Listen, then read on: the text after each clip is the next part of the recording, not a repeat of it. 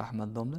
Domla endi aytingchi, namozda oyoqlarni kerib turish masalasi haqida bir dalillar bormi? Shu haqida to'xtalsak. Xo'p, o'zi namozni saflarni jips qilishga buyurilganmiz. Namozda turganda jamoat saflarni jips qilishga buyurilgan. Bir qancha hadislar bor. Saflarni to'g'rilanglar. Masalan, men sizlar orqadan ham ko'rib turaman degan mazmun hadislar borda.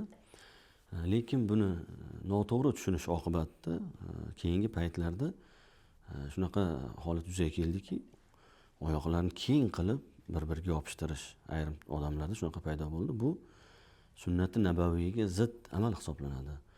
Asli safni tekislashdan va jips turishdan murod butun tana tekis turishi nazarda tutilgan. Ya'ni yelkalar tekis turadi, oyoqlar tekis turadi, barobar turadi.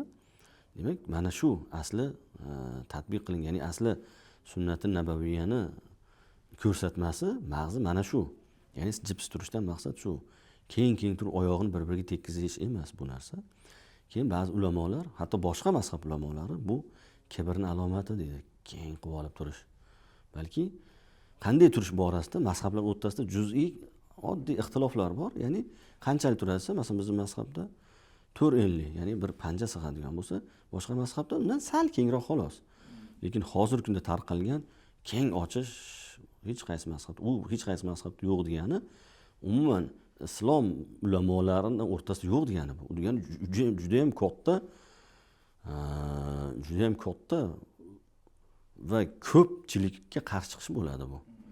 Sababi mo'tabar mazhablarda bu narsa oyoqni keng kerib turish aytilmagan. Bu narsa yuqorida aytgandek tavozuga zid hisoblanadi. Inson Allohga qullik, bandalik bajarayotganda oddiy holatda turib bajaradi. Uni keng qilib olmaydi.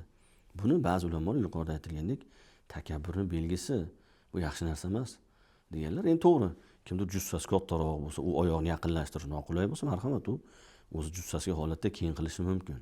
Lekin doimiy ravishda mana shu sunnat deb qilish bu insonni xatolikka yetaklaydi.